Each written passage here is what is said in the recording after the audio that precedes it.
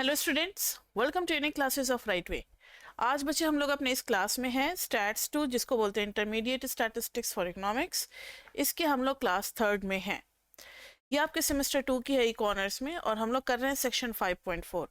Last class में हमने वो 5 रैट वाला एग्जाम्पल किया था, that was our example number 5.25। आज उसके आगे करना है। 5.25 के बाद जो क्वेश्चंस है ना, उन सब में CLT यूज होने वाला है। CLT stands for central limit theorem. Central limit theorem क्या है, पहले सुन लो फिर लिखेंगे।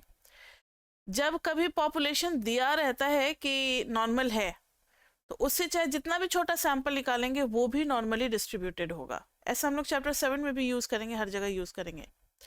लेकिन कभी कभी पॉपुलेशन के बारे में मेंशन नहीं किया हुआ होता कि whether the population is normal और नॉट, और सिर्फ सैंपल दिया हुआ है। तो अगर सैंपल साइज हमारा 30 से ज़्यादा हो गया, तब तो फिर हम लोग क्या, उसको CLT कहता है कि आप उसको नॉर्मल मान लो।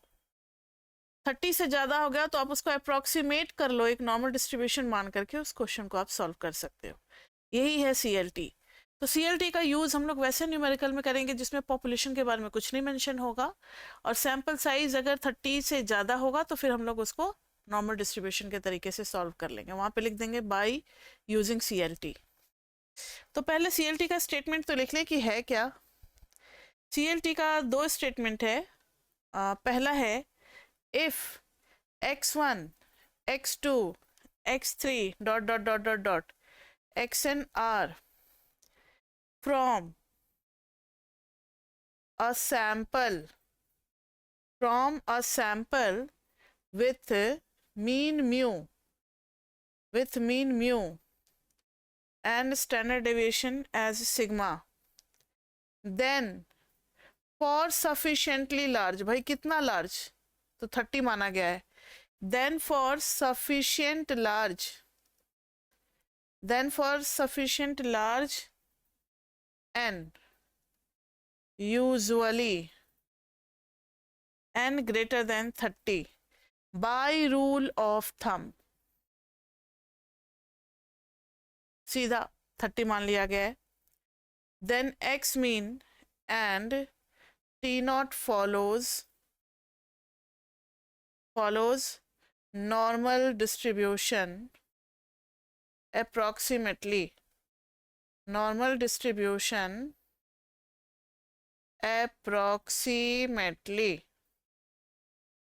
तो मीन और टी नॉट दोनों ही नॉर्मल डिस्ट्रीब्यूशन फॉलो करेंगे। और अगर कंपैरिजन की बात आ गई कि 30 वाला ज़्यादा अच्छा है या 40 वाला ज़्यादा अच्छा है, तो हम कहेंगे 40 वाला ज़्यादा अच्छा है।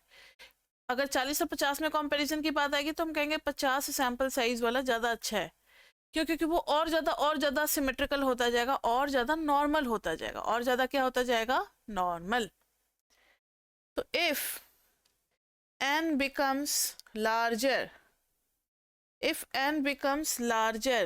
then better is approximation to normal.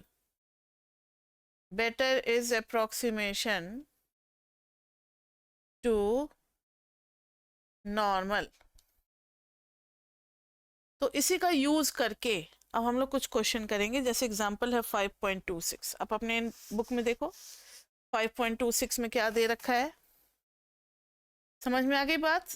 Population के बारे में कुछ नहीं मेंशन होगा, सैंपल साइज देखेंगे, अगर 30 से ज़्यादा है आंख बंद करके लगा देंगे नॉर्मल डिस्ट्रीब्यूशन। यही है CLT। तो 5.26 देखना जरा बच्चों, उसमें क्या लिखा हुआ है। The amount of a particular impurity in a batch of a certain chemical product is a random variable with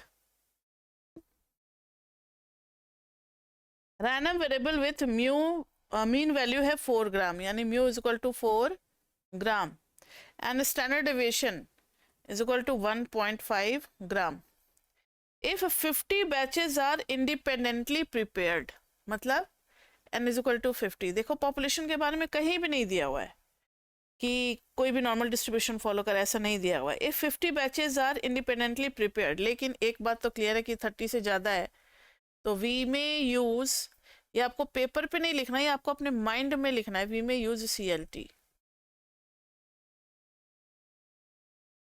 What is the approximate probability that sample average amount of impurity is between? मतलब इन्होंने probability पूछा है, sample average amount of impurity is between 3.5 से 3.8 ग्राम के बीच में. क्या probability है? बस इतना ही होगा क्वेश्चन में मेंशन, और कुछ नहीं. इतना ही क्वेश्चन बनेगा आपका. उसके बाद जो भी है वो सब एक्सप्लेनेशन सॉल्यूशन का पार्ट है. तो अब आप ध्यान दे बच्चे कि सबसे पहले हम लोग लिखेंगे since nothing is mentioned about population but n is equal to 50 sample size which is greater than 30, so by rule of thumb we may use CLT, we may use CLT. So here x bar will follow normal distribution, will follow normal distribution, will follow normal distribution. ठीक है, तो अब normal distribution follow करेगा तो ई of x बार की बारी आ गई जो कि हमने पढ़ा हुआ है. तो ई ऑफ एक्स बार कितना हो जाता है बताओ? Mu is 4 gram. अब है वेरिएंस ऑफ एक्स बार, तो variance of x bar is sigma square by n. What is sigma square? 1.5 का square by n. N is 50. कितना आ जाएगा? 1.5 का स्क्वायर और बाय 50. जो भी चीज आएगा वो निकालने की जरूरत नहीं, क्योंकि हमें तो जरूरत है स्टैंडर्ड डिवीजन की. तो कैलकुलेशन में हम लोग कर देंगे root under variance of x bar. तो ये आ जाएगा 1.5 upon root 50. 1.5 upon root 50 solve करोगे तो ये आ जाएगा 1.5 अपॉन 7.07106. अप्रॉक्सीमेट करके ये आएगा 0.212132. अप्रॉक्सीमेट कर देंगे 0.2121. ये आ गया हमारा स्टैंडर्ड डिवीजन. अब जो इन्होंने पूछा है कि प्रोबेबिलिटी फॉर मीन बिटवीन 3.5 से लेकर के कहाँ देखना जरा 3.8 तक, तो इज इक्वल टू नहीं है क्योंकि इंक्लूसिव नहीं दिया हुआ है, तो हम लोग इंक्लूड नहीं करेंगे 3.8. तो आपको पता है कि इसको हम लोग जेड में कन्वर्ट करने वाले हैं. P for Z lying between 3.5 का अपना एक Z1 होगा, इसका अपना एक Z2 होगा. तो ज़्यादा अच्छा रहेगा कि अगर आप भूल चुके हैं तो Z1 Z2 वाले कॉन्सेप्ट से बना लो. तो mean lying between Z1 and Z2, और अलग से आप साइड में Z1 Z2 निकाल लो. Z1 का फॉर्मूला क्या हो जाएगा? 3.5 माइनस मीन कितना है? मीन गिवन है हमें, मीन है 4 gram minus 4 gram by standard deviation जो है वो मीन का आ गया है 0.2121. देखो ना, मीन का 4 ग्राम और ये स्टैंडर्ड डेविएशन यूज करना है. तो Z1 कितना हो जाएगा? -2.36. और Z2 अगर देखें तो Z2 3.8 के लिए निकलेगा 3.8 माइनस 4 बाई 0.2121. पूरा सॉल्व करेंगे तो ये आ जाएगा -9.4295. तो ये कन्वर्ट हो जाएगा P फॉर Z1 Z2 आ चुका है. तो अब बस किस बात की देरी है इसको मेंशन कर देते हैं. -2.36 से -9.4295 तक. यानी कुछ ऐसा सीन बनेगा बच्चे, ये 0 होता है ना, माइनस. अब देखो राइट वाले में से हमेशा हम लेफ्ट वाले को माइनस करते हैं. तो -9.4295 में से -2.36 वाला माइनस करना है. तो 5 ऑफ -9.4295 माइनस 5 ऑफ -2.36, ये आ जाएगा आपका 0.1645 जब आप टेबल से एरिया देखोगे तो. ये बता रहा है हमें कि द प्रोबेबिलिटी दैट को किस चीज का था? केमिकल प्रोडक्ट का था ना, उसकी average impurity is between 3.5 to 3.8 is 0.1645 यानी कि 16.45%. अब नेक्स्ट एग्जाम्पल देखते हैं हम लोग.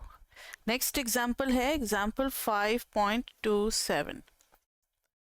इसमें a certain consumer organization customarily reports that the number of major defects for each new automobile that it tests. Suppose the number of such defect for a certain model is a random variable with mean value. Mean value है 3.2 and standard deviation is equal to 2.4. among 100 randomly selected cars of this model, यानी n is equal to है 100. How likely is it that the sample average number of major defects exceeds 4? यानी sample average number of defect exceeds 4, इसकी probability पूछी है. फिर से वही बात n is equal to 100 जो कि 30 से ज़्यादा है, तो we may use CLT. पूरा लैंग्वेज लिखोगे. Nothing is mentioned about the population, so we can't say whether the population is normally distributed or not. तो फिर यहाँ पे हम लोग CLT यूज़ करेंगे. n is equal to 100, 100 is greater than 30, CLT. अब देखो CLT यूज़ करेंगे तो हमें चाहिए होगा एक्सपेक्टेंसी ऑफ x बार. तो एक्सपेक्टेंसी ऑफ x बार में आ जाता है म्यू ही होता है. म्यू कितना है 3.2. फिर है वेरिएंस ऑफ x बार, तो ये आ जाता है सिग्मा स्क्वायर बाई n, यानी कि 2.4 का स्क्वायर बाई 100. 2.4 का स्क्वायर कितना होता है 5.76 होता है आई थिंक. उसकी ज़रूरत नहीं पड़ेगी क्योंकि इसके लिए अंडर रूट करेंगे सिग्मा स्क्वायर बाई n, तो सिग्मा बाई रूट n आ जाएगा. सो 2.4 बाई रूट 100 इज 10, सो 0.24 ये आ गया हमारा.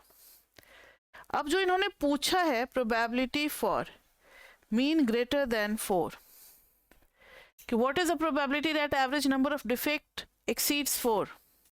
तो probability for mean greater than 4, तो probability for z greater than 4 के लिए z क्या बनेगा बताना बच्चे.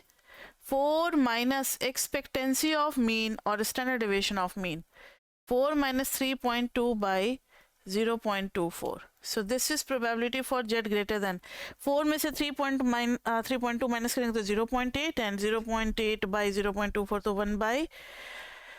1/3 फिर आ जाएगा, और फिर नीचे में 1 है तो ऊपर में 0 चला जाएगा, 10/3 तो 3.33. और कुछ ऐसा बनता है 3.33 इज पॉजिटिव, तो यहाँ होगा 3.33. तो इससे राइट का एरिया चाहिए मुझे. क्या चाहिए? इसके बाद का एरिया चाहिए ना, ग्रेटर देन में इसके बाद का एरिया चाहिए. तो इसके बाद के एरिया के लिए क्या करेंगे? इसके लिए करेंगे हम लोग 1 माइनस 5 ऑफ 3.33, 1 माइनस 5 ऑफ 3.33 जो कि हो जाएगा 1 माइनस 0.996 जो कि हो जाएगा 0.0004. समझ में आ गई बात? तो इतना कम प्रोबेबिलिटी है कि जो एवरेज नंबर ऑफ डिफेक्ट है वो 4 से ज़्यादा हो. तो n ग्रेटर देन 30 के लिए सीधा सीधा हम लोग CLT यूज़ कर सकते हैं. इसके बाद जो है 5.28 वो एक्सपेरिमेंटल है कि x का जो है उन्होंने देखा है निकाल करके, तो कुछ ऐसे ऐसे ऐसे ऐसे ऐसे ऐसे ऐसे ऐसे आ रहा है. ठीक है, और फिर मतलब देखोगे आप डायग्राम तो, और वही x का और उसके प्रोबेबिलिटी का निकाला तब इस टाइप का आ रहा है हिस्टोग्राम, और जब एवरेज का निकाला तो लगभग लगभग लगभग लगभग नॉर्मल आ रहा है. इधर मीन ले लिया और इधर क्या ले लिया, डेंसिटी ले लिया. तो approximate sampling distribution of the sample mean amount purchased, तो ये अप्रोक्सीमेट जो है अप्रोक्सीमेट नॉर्मल डिस्ट्रीब्यूशन फॉलो कर रहा है. Approximate x bar approximate to normal distribution. तो ये समझा रहे हैं कि कभी कभी x जो है वो हमारा उतना ज़्यादा नॉर्मल जैसा नहीं दिखता है, लेकिन अगर हम x बार ले लेते हैं तो नॉर्मली डिस्ट्रीब्यूटेड हो जाता है. वो बस समझाने का पैटर्न कोशिश कर रहे हैं. और आगे चल करके other application of the central limit theorem में लॉग नॉर्मल डिस्ट्रीब्यूशन के बारे में बताया है. तो हमारे कोर्स में नहीं है लॉग नॉर्मल डिस्ट्रीब्यूशन, कोई क्वेश्चन में नहीं पूछता तो बेकार का उसमें क्यों सिर तोड़े. जब आएगा तो फिर जान जाएंगे. इसमें बस इतना ही है कि जब प्रोडक्ट होता है ना, जब सारे रैंडम वेरिएबल सिर्फ पॉजिटिव होते हैं तो सारे रैंडम वेरिएबल का प्रोडक्ट कर दो, वो भी एक रैंडम वेरिएबल होता है और वो लॉग नॉर्मल डिस्ट्रीब्यूशन फॉलो करता है. लॉग नॉर्मल बोले तो y is equal to x1 into x2 into x3 dot dot dot dot xn follows log normal distribution. Log normal distribution ये जब आएगा कभी फ्यूचर में तब आपको पता लग जाएगा. और सारे एक्साइज क्या है, ग्रेटर देन 0 है तभी होगा ये, क्योंकि लॉग तो नेगेटिव का डिफाइंड होता ही नहीं है. बेस से आपको पता है, मैथमेटिक्स में आपने पढ़ा हुआ है कि log 0 इज नॉट डिफाइंड. तो देखो ना, ln y is equal to ln x1 plus ln x2 dot dot dot dot dot plus ln xn. तो since it is normal in the log form, so it is called log normal distribution. इसको log linear form भी बोलते हैं। सब आपको इकोट्रिक्स में पढ़ना है, तो इकोट्रिक्स में डिटेल में ऐसे मॉडल्स के बारे में पढ़ेंगे, अभी स्टैटिस्टिक्स में नहीं पढ़ना है हमें, इसलिए इसको स्किप कर रहे हैं। और अब हम लोग मूव करते हैं अपने लास्ट सेक्शन 5.5 की तरफ। सेक्शन 5.5 में, जैसे 5.4 में हमने सिर्फ दो ही पर्टिकुलर केस में पढ़ा था, एक तो एवरेज और एक टोटल सम। 5.5 में बच्चे हम लोग अब किसी भी टाइप का लीनियर कॉम्बिनेशन के बारे में पढ़ेंगे, मतलब 2 into first variable plus 3 into second variable minus 5 into third variable, कुछ भी हो सकता है। तो इसलिए यहाँ पर नाम है the distribution of a linear combination. अगर गौर से देखा जाए ना, तो जब आप 5.5 पढ़ लोगे तो उसी का पार्ट मान सकते हो 5.4 को, मतलब 5.5 के कॉन्सेप्ट से अगर करोगे तो सारे क्वेश्चन आप 5.4 के कर सकते हो। क्यों? क्योंकि sum total is also linear combination है, जिसमें सारे कोफिशिएंट क्या है 1 1 1। Average is also a type of linear combination, जिसमें सबका कोफिशिएंट क्या है 1/n 1/n 1/n। अभी समझ में आ जाएगा। इसका नाम है द डिस्ट्रीब्यूशन। अभी समझा देंगे कि कैसे 5.4 5.5 का ही पार्ट हो सकता है। The distribution of a linear combination, of a linear combination. देखो, linear combination of random variable क्या कहलाता है? अगर लीनियर कॉम्बिनेशन की बात करें तो yi is equal to a1x1 plus a2x2 linear combination है, इसलिए किसी भी वेरिएबल का पावर नहीं कर रहे, सबका पावर 1 ही है। तो इस टाइप का जो भी होता है yi is equal to summation ai xi, ये कहलाता है is a linear combination, is a linear combination of random variables, is a linear combination of random variables। ठीक है, अब बात आ रही है डेफिनेशन की। तो डेफिनेशन किस तरीके से लिखा जाएगा? तो लेट x1, वही सेम जो सैंपल बनाते हैं x1 से xn तक, फिर सब कुछ डिफाइन करते हैं। Let x1 x2 xn have mean values. सब अलग अलग डिस्ट्रीब्यूशन से भी आ सकते हैं ना, सब सेम ही डिस्ट्रीब्यूशन से और सबका सेम ही पॉपुलेशन मीन हो, ये कोई ज़रूरी नहीं है। Have mean values μ1 μ2 dot dot dot dot dot μn respectively, मतलब सब अलग अलग डिस्ट्रीब्यूशन से आए हैं। And variances be sigma 1 square sigma 2 square dot dot dot dot dot sigma n square. Let y is equal to a1x1 plus a2x2 से लेकर के an xn तक। Let y is equal to a1x1 plus a2x2 plus an xn। तो ये linear combination है। तो इसमें 3 point है, 3 रूल जो कि आपको याद रखने हैं। रूल 1 क्या है? तो इसकी एक्सपेक्टेंसी क्या होगी? इसकी एक्सपेक्टेंसी क्या होगी? तो expectancy of y will be equal to, ध्यान से देखना, a1 एक्सपेक्टेंसी ऑफ x1, ये सब आप चैप्टर 3 में पढ़ चुके हो, प्लस a2 बाहर आ जाएगा expectancy of x2 plus dot dot dot dot dot dot plus an expectancy of xn।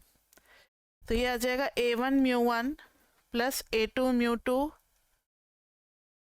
Plus an μn। तो ये आपको याद रखना है कि अगर कभी भी कोई लीनियर कॉम्बिनेशन का क्वेश्चन आ जाए तो उसका मीन जो है वो इस तरीके से हम लोग निकालेंगे, एक्सपेक्टेंसी। अब है रूल 2, वेरिएंस की बात आएगी। तो वेरिएंस ऑफ y निकालेंगे तो a1 square into variance of x1 plus a2 square into variance of x2 plus dot dot dot an square into variance of xn। इस तरीके से हम लोग रूल निकालेंगे। लेकिन याद रहे x1 x2 dot dot dot dot dot xn are independent, मतलब एक दूसरे से कोई लेना देना नहीं है। अगर लेना देना होगा तो फिर फॉर्मूले में थोड़ा सा चेंज आएगा, वहां पे कोवेरिएंस वाला टर्म भी आने लगेगा, जो कि आप 5.2 में पढ़ चुके हो। ध्यान से सुनो। Rule 3, if x1 x2 dot dot dot dot dot xn are dependent, then variance of a1 x1 plus a2 x2 plus dot dot dot dot dot an xn is equal to, ध्यान देना, a1 square into variance of x1 plus a2 square into variance of x2 plus dot dot dot dot dot plus an square into variance of xn, और plus में आ जाएगा 2 into covariance, covariance है सबका, एक बार x1 का x2 के साथ होगा, एक बार x2 का x1 के साथ होगा, तो इसलिए 2 टाइम्स लगा रहे हैं, 2 into covariance of x1 x2 plus 2 into covariance of, ये सब दिया रहता है क्वेश्चन में, इसलिए हमें कोई दिक्कत नहीं है, जितने भी होंगे ना सबका आएगा, 2 इंटू कोवेरियंस ऑफ xn-1 से लेकर के xn तक का। यानी अगर इसको शॉर्ट में लिखना चाहें, वैसे ये रहने दो, यही फॉर्मूला आपके लिए सही है, क्योंकि 2-3 से तो ज़्यादा आपको देंगे नहीं न्यूमेरिकल में, तो आपको समझ में आ जाएगा। कोवेरियंस का फॉर्मूला आपको याद है, x1 x2 का कोवेरियंस का फॉर्मूला क्या था, हम लोग 5.2 में लास्ट सेमेस्टर में पढ़ चुके हैं, e of x1 x2 minus e of x1 into e of x2, ये आपको याद होगा, covariance of x y is equal to e of x into y minus e of x into e of y. तो ये आपको याद रखना है, न्यूमेरिकल आपको रूल 3 पे भी मिल सकते हैं, वहां पे कोवेरियंस, अगर एक अच्छा सा टेक्निक है क्वेश्चन पहचानने का, अगर क्वेश्चन में कोवेरियंस डेटा दिया हुआ है कि covariance of x1 x2 is this one, आप समझ जाना कि रूल 3 वाला वेरियंस में लगाना है। और अगर कोवेरियंस का डेटा नहीं दिया हुआ है, कहीं भी इंफॉर्मेशन नहीं है और कहीं पे इंडिपेंडेंट लिखा हुआ है, तो कोवेरियंस का यूज ही नहीं होगा, सिर्फ वेरियंस का यूज होगा। समझ में आ गई बात? तो अब इसके ऊपर एक एग्जाम्पल करते हैं। अब जरा देखें कि इसके न्यूमेरिकल किस टाइप के पूछे जा सकते हैं। अच्छा, एक चीज जो था वो तो भूल ही गया ना, 5.4 के बारे में जो समझाना था सेक्शन, तो देखो ना वहां पर हम लोगों ने मीन को किया था, मीन, तो mean is x1 plus x2 से लेकर के xn बाई n, अगर सबका कोफिशिएंट देखोगे तो 1 by n into x1 plus 1 by n into x2 plus dot dot dot dot dot 1 by n into xn, तो is also a linear combination. तो ये भी लीनियर कॉम्बिनेशन के केस में कंसीडर किया जा सकता है, किसको, मीन को। एक और नोट है टोटल वाला भी, टोटल वाले में हम लोग x1 प्लस x2 प्लस से लेकर के xn तक का सम करते हैं, is also a linear combination. लेकिन सैंपल मीन और टोटल को इसलिए अलग से एक 5.4 में पढ़ाया गया क्योंकि बहुत ज़्यादातर क्वेश्चन में रिपीट होते हैं, तो इसलिए लीनियर कॉम्बिनेशन से हट करके इनको समझा दिया। वैसे लीनियर कॉम्बिनेशन में भी हम लोग पढ़ सकते थे, लेकिन ये जनरलाइज हो जाता, तो इस पर हम लोग ज़्यादा फोकस नहीं करते। तो मीन और टी नॉट बहुत इंपॉर्टेंट वेरिएबल होता है, इसलिए इन्होंने अलग से इसको मेंशन कर रखा है, इज ऑल्सो लीनियर कॉम्बिनेशन, क्योंकि यहाँ पे a1 1 हो गया, a2 भी 1 हो गया, सब क्या हो गया, ऑल ai's आर 1, इसमें all ai are 1 by n। समझ में आ रहा है? तो उनको भी लीनियर कॉम्बिनेशन वाले कॉन्सेप्ट से बनाया जा सकता है। अब एग्जाम्पल जरा देखना 5.29, A gas station sells 3 grades of gasoline, regular, extra and super. Regular, extra and super, तो पेट्रोल के जो है गैसोलीन के वो 3 वैरायटीज है, रेगुलर, एक्स्ट्रा एंड सुपर। आप भी जाते हो जब पेट्रोल पंप पे, तो आप देखते हो ना, एक लिखा रहता है नॉर्मल और एक लिखा रहता है एक्स्ट्रा प्रीमियम, शायद कुछ ऐसे ही रहता है। तो थोड़ा सा प्राइस ज़्यादा होता है, लेकिन कहते हैं कि वो इंजन के लिए अच्छा रहता है। तो regular, extra and super, so there are 3 types of fuel, regular, extra and super. These are priced at $3। इन सब की प्राइस जो है वो $3 है, यहाँ पर $3.20 है, यहाँ पर $3.40 है पर gallon respectively. Let x1, x2, x3 denote the amount of 3 grades purchased on a particular day. तो x1, x2, x3 तीनों का परचेज हुआ है on a particular day. Suppose the xi's are independent है, तो कोवेरियंस वाला 0 हो गया। mu1 दिया हुआ है बच्चे, mu1 है 1000, μ2 है 500, μ3 है 300, स्टैंडर्ड डेविएशन है 100, स्टैंडर्ड डेविएशन है 80, स्टैंडर्ड डेविएशन है 50।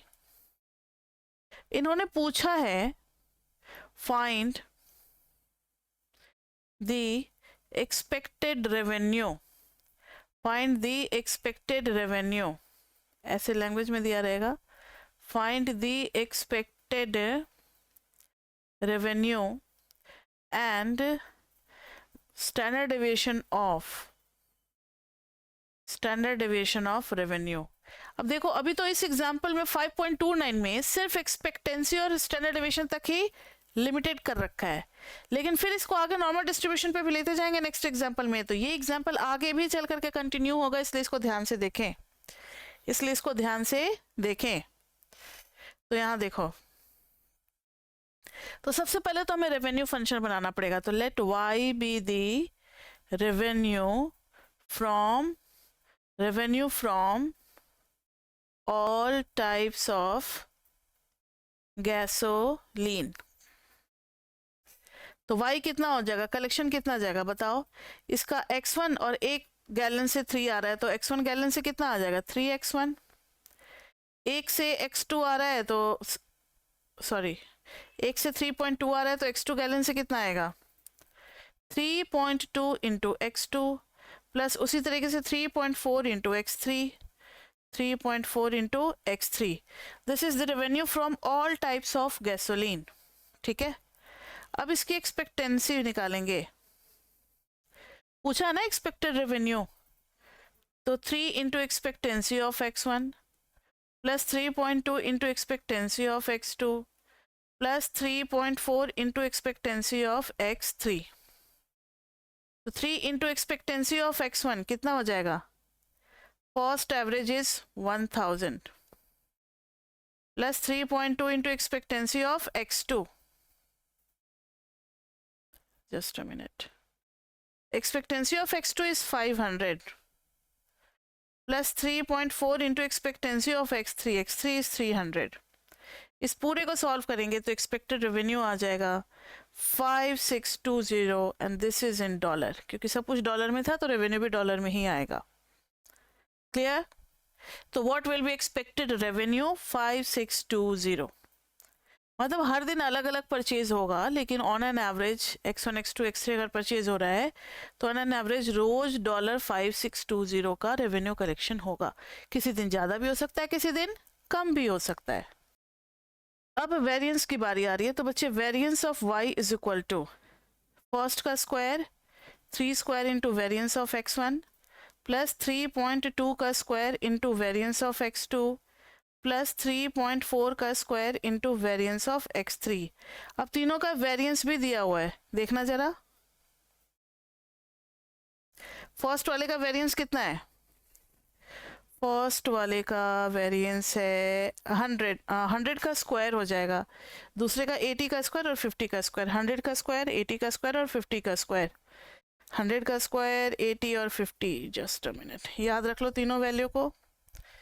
तो यहाँ पे 100 का स्क्वायर, यहाँ पे 80 का स्क्वायर, यहाँ पे 50 का स्क्वायर, और यहाँ पे 3.2 का स्क्वायर, यहाँ पे 3.4 का स्क्वायर। पूरा सॉल्व करोगे तो वेरिएंस आपका आ जाएगा 184,436। तो स्टैंडर्ड डेविएशन ऑफ रेवेन्यू कितना आ जाएगा, रूट अंडर 184,436, तो दिस इज $429.46। ठीक है बच्चे, तो ये हो गया हमारा standard deviation of linear combination निकालने का तरीका। इसका यूज़ हम लोग आगे नॉर्मल डिस्ट्रीब्यूशन वाले क्वेश्चन में भी करेंगे, तो होल्ड ऑन। तो वहाँ पर फिर हम लोग ये सॉल्व नहीं करेंगे एक्सपेक्टेंसी ऑफ वाई और वेरिएंस ऑफ वाई, ये यहाँ पे निकाल लिया, तो इसी को आगे चल करके यूज़ करेंगे। उससे पहले थोड़ा सा पढ़ ले डिफरेंस ऑफ रैंडम वेरिएबल। सिर्फ हम लोग एडिशन लीनियर कॉम्बिनेशन पढ़ते चले जा रहे हैं, लेकिन डिफरेंस भी होता है रैंडम वेरिएबल का। जैसे y is equal to x1 minus x2, तो यहाँ पर अगर आप देखोगे x1 plus x2 a2 x2 से कंपेयर करोगे तो a1 1 है और a2 क्या है, -1 है। बिल्कुल अलाउड है जी, हर कोफिशिएंट को आप ले सकते हैं, प्लस में और माइनस में कुछ भी ले सकते हैं x1 x2 के साथ। तो this is also one of the cases of linear combination, difference of random variable. तो डिफरेंस ऑफ रैंडम वेरिएबल के बारे में एक बस अच्छी बात क्या है जो कि याद करनी है आपको, वो ये है कि एक्सपेक्टेंसी तो सिंपल आप निकाल लोगे, एक्सपेक्टेंसी में तो कोई दिक्कत नहीं आएगी। Expectancy of x1 minus expectancy of x2। लेकिन जब आप वेरिएंस ऑफ y निकालने चलोगे ना, वेरिएंस में कंफ्यूज हो जाओगे, क्योंकि what is variance of x1 minus x2? किसी को याद है मैंने फर्स्ट सेम में जो चैप्टर 3 में रूल पढ़ाया था कि चाहे अंदर में प्लस हो या माइनस हो, वेरिएंस तो हमेशा प्लस ही होता है, क्योंकि जो भी प्लस या माइनस चीजें होती है ना, वो कोवेरिएंस वाले टर्म के साथ होता है। Variance of x1 plus variance of x2 और माइनस आता 2 into covariance of x1 x2। लेकिन यहाँ पर तो इंडिपेंडेंट है तो कोवेरिएंस तो आएगा ही नहीं, अगर इंडिपेंडेंट नहीं होता तो कोवेरिएंस आता। तो वही चीज बस है यहाँ पर, इसी के लिए अलग से इसको मेंशन करके पढ़ाया गया है, ताकि बच्चे कहीं गलती में v of x1 minus v of x2 ना कर दें, वहां भी आपको प्लस ही करना होता है डिफरेंस में भी। ठीक है, तो अब इसके ऊपर जो है डिफरेंस के ऊपर भी एक एग्जांपल है 5.30, तो जरा उसको देखते चलते हैं। फिर इस एग्जांपल को जहां छोड़ा था उसको फिर आगे कंटिन्यू करेंगे इसको। अभी पहले बीच में एक नया एग्जांपल आ गया डिफरेंस ऑफ मीन वाला, तो पहले उसको, डिफरेंस ऑफ रैंडम वेरिएबल वाला, पहले उसको कर लेते हैं। जैसे 5.30 में लिखा हुआ है, a certain automobile manufacturer equips a particular model with either a 6 cylinder engine or 4 cylinder engine. मतलब दो चॉइस है, या तो 6 सिलेंडर वाला इंजन लो या फिर 4 सिलेंडर वाला इंजन लो। Let x1 x2 be fuel efficiencies for independently and randomly selected 6 cylinder and 4 cylinder. ठीक है, तो x1 ये लोग मान रहे हैं 6 सिलेंडर वाले को, x1 जो है वो 6 सिलेंडर वाला है और x2 जो है वो 4 सिलेंडर वाला है, और x2 जो है वो 4 सिलेंडर वाला है। दोनों के बारे में दिया हुआ है, μ1 इज इक्वल टू 22। देखना जरा, let x1 and x2 be fuel efficiencies for independently and randomly selected 6 cylinder and 4 cylinder cars respectively, with μ1 is equal to 22 and μ2 is equal to 26. Sigma 1 is equal to 1.2 and sigma 2 is equal to 1.5. Sigma 2 is equal to 1.5.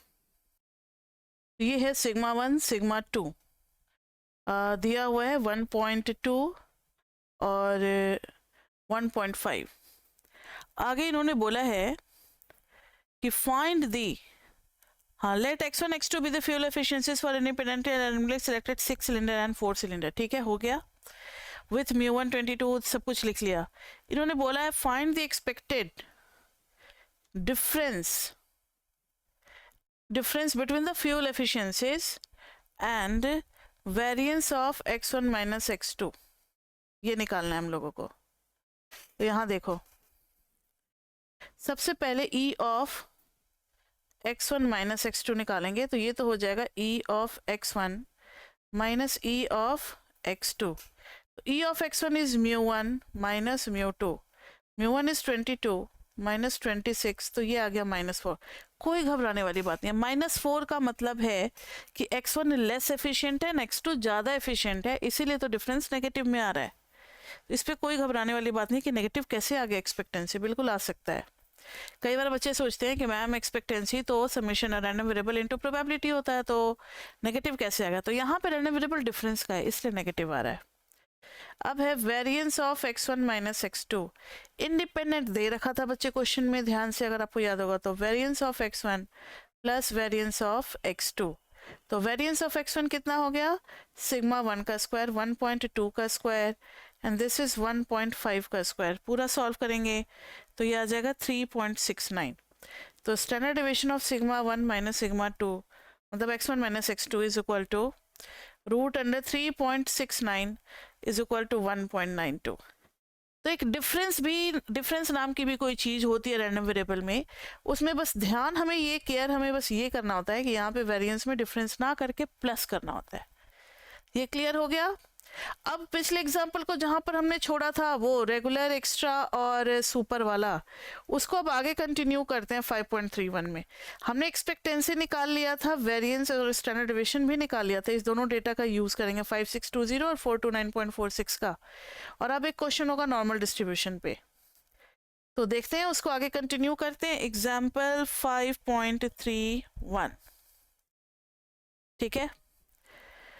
5.31 देखना जरा, इसमें दिया हुआ है the total revenue from the sale of 3 grades of gasoline on a particular day was this one. ठीक है, ये तो हम लोगों को पता है, हम लोगों ने निकाल भी लिया है 3x1 plus 3.2x2 plus 3.4x3, mu Y भी निकाल लिया हुआ है 5620, स्टैंडर्ड डेविएशन ऑफ वाई भी निकाल लिया हुआ है 429.46।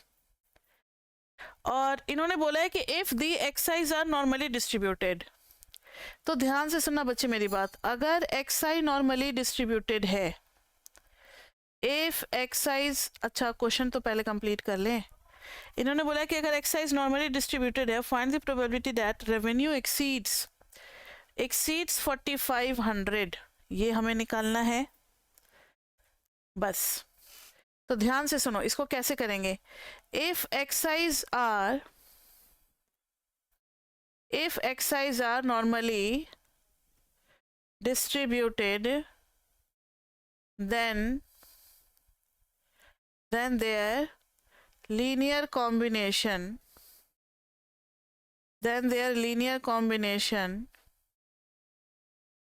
are also normally distributed।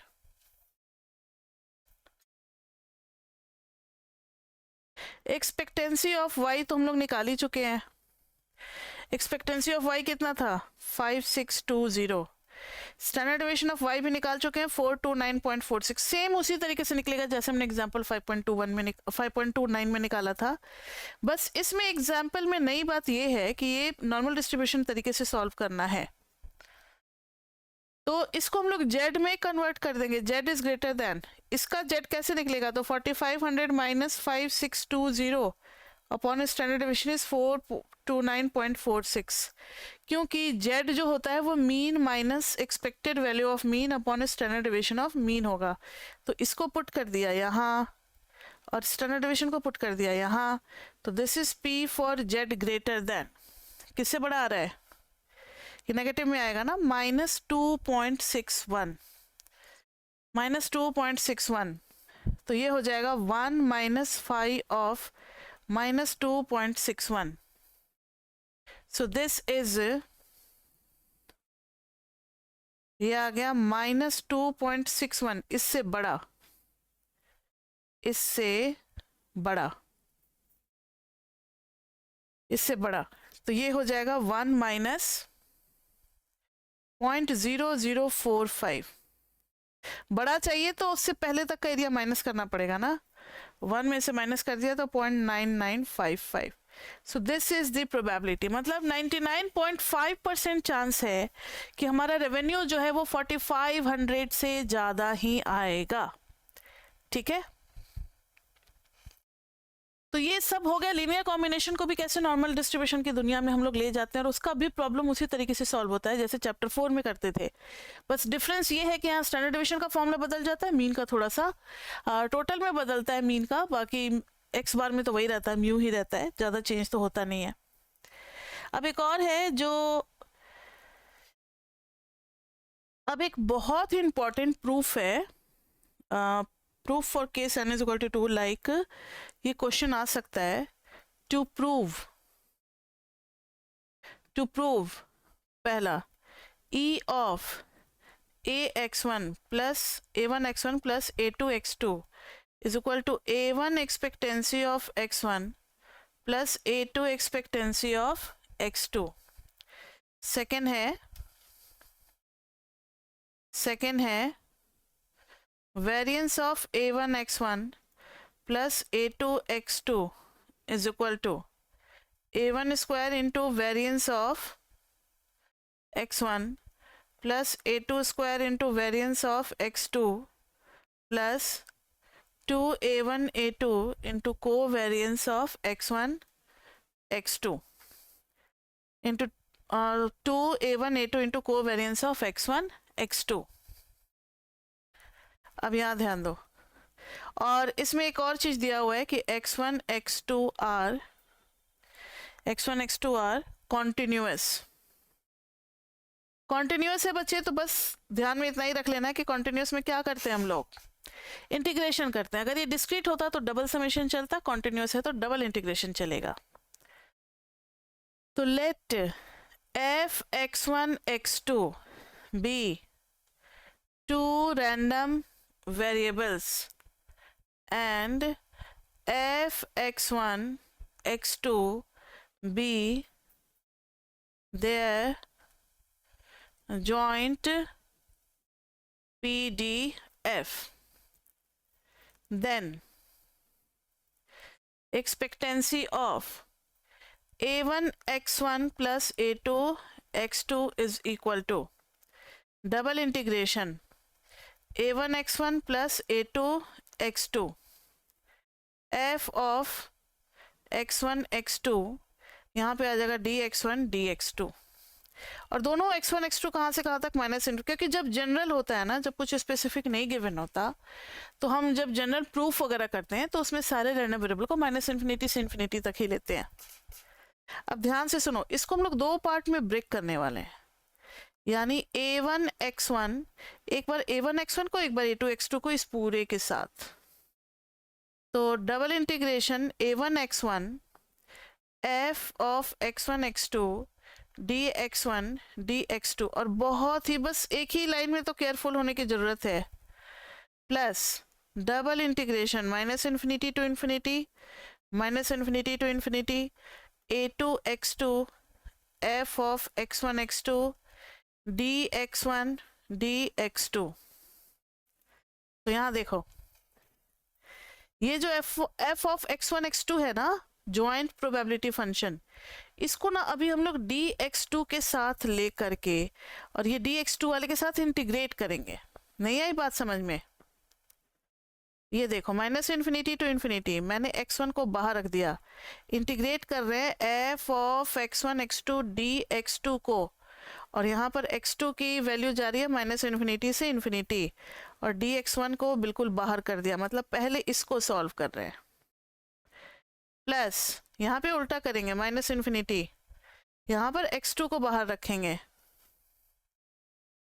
क्यों, अभी समझ में आ जाएगा। अगर x2 को बाहर रख दिए, इंटीग्रेशन कर रहे हैं minus infinity to infinity f of x1 x2 dx1 dx2 बाहर, क्योंकि जब हम x1 के रिस्पेक्ट में कर रहे हैं ना तो x2 कांस्टेंट, ध्यान से सुनना, जब हम x1 के रिस्पेक्ट में कर रहे हैं तो x2 कांस्टेंट, इसलिए इंटीग्रेशन के बाहर लिख दिया। जब x2 के रिस्पेक्ट में कर रहे हैं तो x1 कांस्टेंट, इसलिए इंटीग्रेशन के बाहर में लिख दिए। अब ये इंटीग्रेशन क्या हो जाएगा, कुछ आपको याद है? ये मार्जिनल पीडीएफ हो जाता है। अगर हम जॉइंट पीडीएफ को x2 के रिस्पेक्ट में इंटीग्रेट करेंगे तो वो x1 वाला मार्जिनल पीडीएफ बन जाएगा।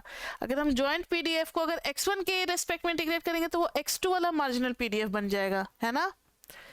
तो ध्यान से देखना, ये बन जाएगा minus infinity to infinity x1, और यहाँ पर लिखने का तरीका हो जाएगा f of x1 x2, marginal के लिए ऐसे ही लिखते हो dx1। यहाँ पर हो जाएगा minus infinity to infinity x2, यहाँ पर हो जाएगा मार्जिनल ऑफ x1 x2, और यहाँ पर हो जाएगा dx2। अब देखो जरा, जो रैंडम वेरिएबल है उसी का मार्जिनल वाला पीडीएफ है, वही dx1 है, इंटीग्रेशन कर रहे हैं, तो ये क्या हो जाएगा, एक्सपेक्टेंसी ऑफ x1। अच्छा, a1 को कहाँ रखा था, a1 a2 खा गए क्या? देखो a1 यहाँ आ जाएगा, a2 क्योंकि ये बिल्कुल कांस्टेंट ही है, तो a1 a2 तो बिल्कुल बाहर में लेना चाहिए था ना। तो a1 into expectancy of x1, अब a2 तो बाहर में आ गया, और ये जो पूरा इंटीग्रेशन है, ध्यान से देखना, ये x2 का विथ fx2, मतलब मार्जिनल डिस्ट्रीब्यूशन फंक्शन ऑफ किसका, x2 के रिस्पेक्ट में और फिर dx2, तो वही वेरिएबल, उसी का PMF, उसी का डेरिवेटिव, तो इंटीग्रेशन भी क्या हो जाएगा, एक्सपेक्टेंसी। तो ये तो प्रूव हो गया a1 ex1 plus a2 ex2। बस ध्यान यही रखना है कि कब किसको किसके साथ करना है। x1 बाहर में है तो x2 वाला आएगा, और x2 बाहर में है तो x1 वाला इंटीग्रेशन करेंगे, क्योंकि जो हम लोग मार्जिनल निकालते हैं वो ऑपोजिट वाला निकलता है। अब है सेकेंड पार्ट। सेकेंड पार्ट के लिए variance of a1 x1 plus a2 x2। तो आपको पता है वेरिएंस का फॉर्मूला पहले भी आपने पढ़ रखा है, e of x minus e of x का होल स्क्वायर का एक्सपेक्टेंसी। तो e of a1 x1 plus a2 x2 minus e of a1 x1 plus a2 x2 whole का स्क्वायर एक्सपेक्टेंसी। तो यह आ जाएगा expectancy of a1 x1 plus a2 x2 minus पूरे का अभी होल स्क्वायर करना बाकी है, यहाँ पे आ जाएगा a1, और e ऑफ x1 को कैसे लिखेंगे, तो x1 बार लिख दे ताकि कंफ्यूजन ना हो, माइनस a2 x2 बार। तो आप ऐसे भी समझ सकते हो x माइनस x बार का होल स्क्वायर की जो एक्सपेक्टेंसी होती है वो होती है वेरिएंस। समझ में आ गई बात, होल स्क्वायर एक्सपेक्टेंसी के अंदर में अब होल स्क्वायर का खुलेगा, लेकिन पहले पेयर तो बना लें। इसको एक साथ करो, इसको एक साथ करो, तो a1 into x1 minus x1 bar plus a2 into x2 minus x2 bar whole square. तो एक्सपेक्टेंसी इधर आ गया a1 square x1 minus x1 bar का whole square plus a2 square x2 minus x2 bar का whole square plus 2a1 a2 x1 minus x1 bar x2 minus x2 bar. अब देखो जरा expectancy लगाएंगे तो a1 square expectancy of x1 minus x1 bar का whole square plus a2 square expectancy of x2 minus x2 bar का whole square plus 2a1 a2 expectancy of x1 minus x1 bar x2 minus x2 bar, इस तरीके से। तो ये आ जाएगा a1 square into variance of x1 plus a2 square into variance of x2 plus 2a1 a2, और ये क्या हो जाता है, ये हो जाता है कोवेरियंस ऑफ x1 x2। सब 5.2 में सेमेस्टर 1 में पढ़ा रखा है। तो गौर से देखो, तो हमारा प्रूफ हो चुका है, हमारा प्रूफ हो चुका है। जो प्रूफ करना था 2a1 a2 आएगा ना, और if x1 x2 are independent, special case भी है इसका, अगर इंडिपेंडेंट है तो उनका कोवेरियंस क्या हो जाएगा, covariance of x1 x2 will be equal to 0। उस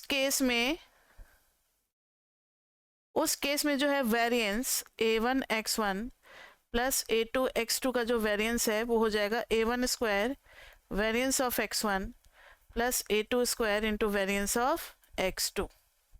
ठीक है, तो ये आ गया, ये तो 0 हो जाएगा। तो प्रूफ इस तरीके से करते हैं, जहां जहां मैंने डबल इंटीग्रेशन यूज किया वहां आप डबल समेशन करके, अगर डिस्क्रीट का आता है तो भी आप कर सकते हो। तो ये था पूरा, इतना बचे चैप्टर 5 में। अब तो बस चैप्टर 5 के क्वेश्चंस ही करने बाकी हैं। क्वेश्चंस के लिए आप असाइनमेंट और पीपी में देखोगे बहुत सारे क्वेश्चंस कराए जाएंगे। वैसे डिवोर की अच्छी बात ये है कि अगर आप सारे एग्जाम्पल कर लेते हो ना तो कॉन्सेप्ट बिल्डअप हो जाता है और उसी के जैसा क्वेश्चन भी आता है। क्वेश्चन इसमें बहुत ज़्यादा चेंज नहीं कर सकते, एक्सपेरिमेंट नहीं कर सकते, मैथ्स जैसा नहीं होता। स्टैट्स का सिलेबस लेंदी जरूर होता है, क्वेश्चंस काफ़ी लेंदी और टेक्निकल होते हैं, लेकिन स्ट्रेट वे होते, बहुत ज़्यादा नहीं घुमा सकते। मैथ्स में तो बहुत ट्रिक खेलते हैं वो, लेकिन स्टैट्स में क्या है कि सब रेगुलरिटी में रहता है, मतलब कॉन्टिन्यूएशन में है। अगर 1 नहीं पढ़ा तो 2 3 नहीं समझ में आएगा, 2 3 मतलब 1 पढ़ेगा तभी 2 आएगा, 2 पढ़ोगे तभी 3 आएगा, 3 4 मतलब इसमें जो बच्चा रेगुलर रहेगा वही कर सकता है क्वेश्चन। ऐसा नहीं कि आपने सेमेस्टर 1 में नहीं पढ़ा, सेमेस्टर 2 में आप के अंदर की भावना जाग गई है कि भाई मुझे टॉप करना है। कोई करिश्मा काम नहीं करेगा, क्योंकि उसके लिए सेमेस्टर 1 का नॉलेज चाहिए। तो स्टैट्स में ये चीज़ हो जाती है। मैथ्स में तो फिर भी काम चल जाता है, क्योंकि मैथ्स तो 11th-12th में भी बच्चे पढ़े रहते हैं, स्टैट्स इतना नहीं पढ़े रहते। स्टैट्स तो चाहिए बच्चे कॉन्टिन्यूएशन में।